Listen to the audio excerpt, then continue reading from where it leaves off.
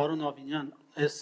ոնց որ նշեցիք, այս հարցը երկարաժամկետ տարիների լուծում պահանջող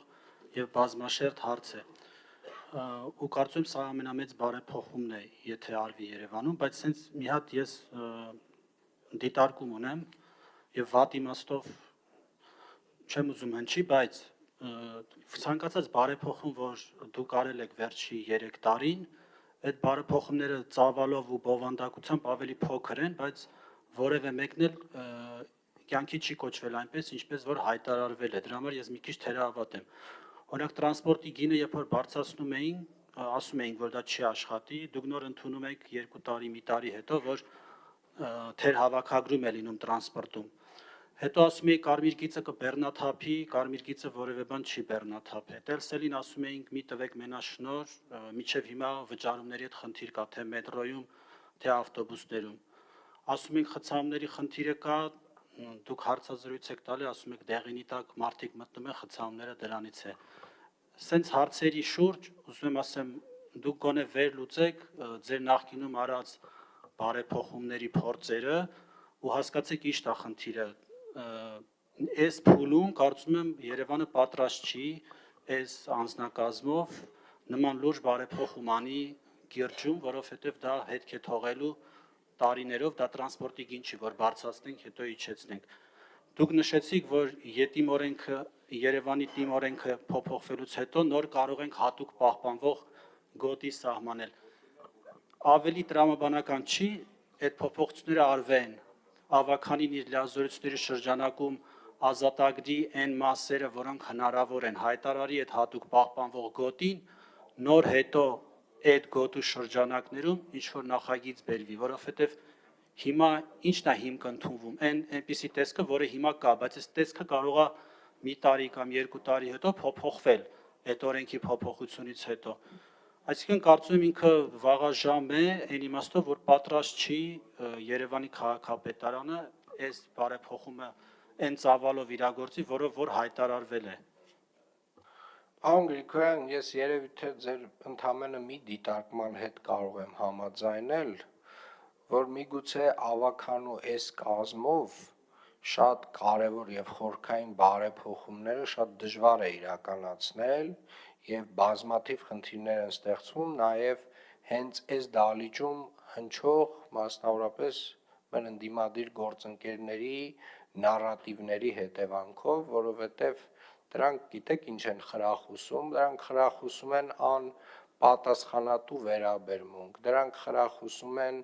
հենց կամահրանք համայնքի եւ համայնքի սեփականության նկատմամբ եւ երբ որ այո այս դահլիճում այդ տեսակ մտքեր նույնպես հնչում են 2-3 տարի այդ մտքերը հնչում են ու դա տենց արդեն բոլորս նորմալ ենք համարում որ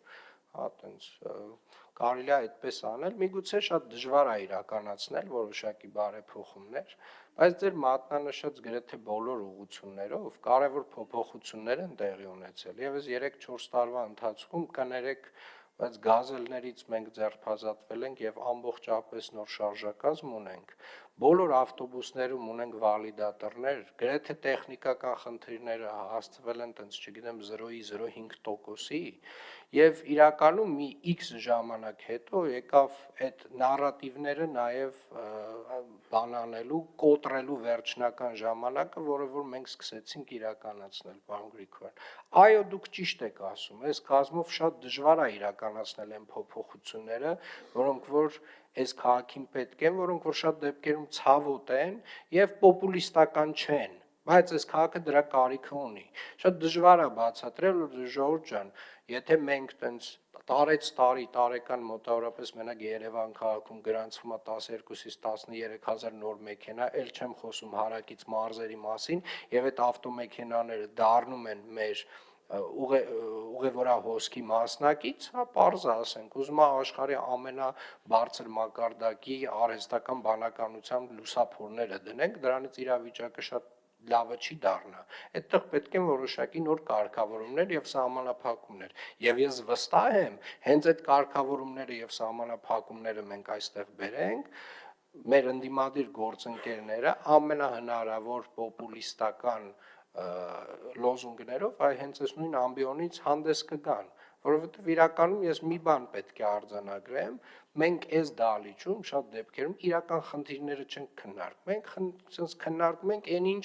այդ պահին, օրինակ ինչ որ մի խմբակցություն կարծում է, որ ավել ռեյտինգ իրենք ապահովի շատ կարճաժամկետում։ Մենք այդ կարճաժամկետի մասին չենք մտածում, ենք մտածում, որպեսզի քաղաքում այս փոփոխությունները տեղի ունենան, եւ կներեք էլի, բայց բան Գրիգորյան, ասենք հանրային տրանսպորտը գոնե օրինակ մի բերեք, ասենք կոպեկը գողանալուց մենք հասել ենք ամբողջապես թվային լուծումների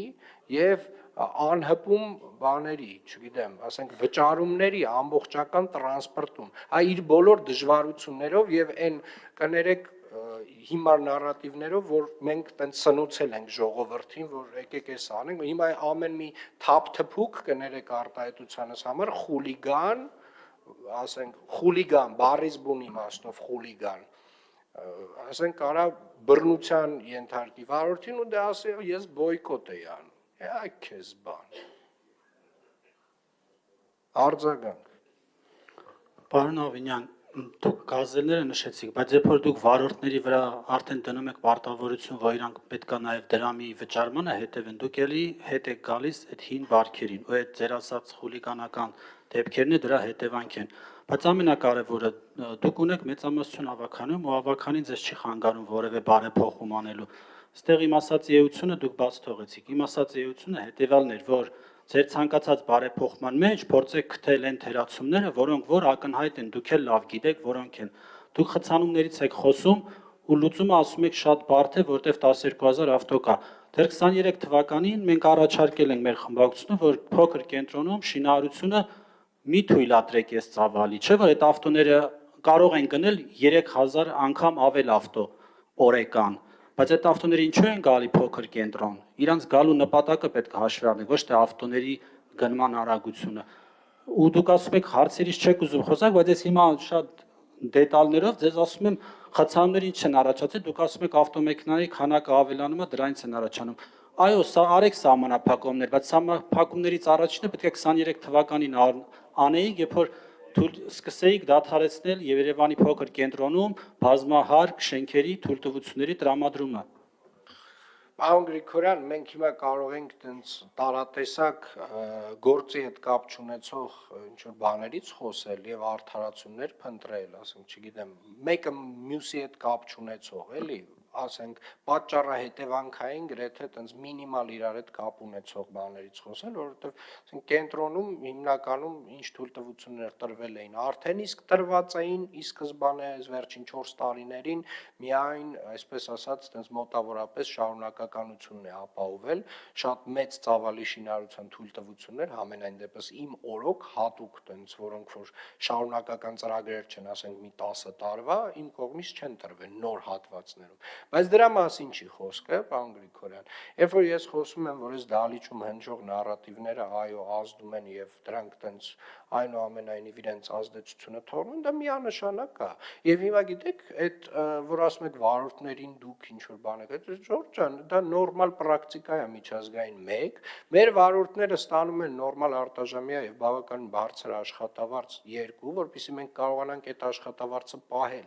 Մեր ավտոբուսները հիմնան վերանորոգել, վաղը մյուս օրը էլի նոր ավտոբուսներ գնել, 2031 թվականին նոր մեծ խմբականակ ունենք առնելու, նախորդը արդեն փոխարինելու համար։ Այս ամեն ինչը կազմակերպելու համար պետք է կարողանանք հավաքագրել։ Հա, հիմա տենց կարանք ասենք, վայ, էս ինչ եղավ։ Եղավ այն, որ Ժորժ ջան, այս ամբիոնից ասում եք, դե եկեք բոյկոտենք, հիմա ասում եմ հարբած մի հատ թափ-թփուկ, ասում է ես բոյկոտ եմ անում, հետո էլ հարձակվում է վարորդի վրա։ Ով է մեղավոր վարորդը, որ ասում է օրինական պահանջա ներկայացում, ասում է եղբայր վճարի։ Դա իր պայմանագրային պարտավորությունն է, նաև նրա համար, որ ինքը ստանա բարձր աշխատավարձ։ Եվ այո, աշխարհում բոլոր տեղերում սա արվում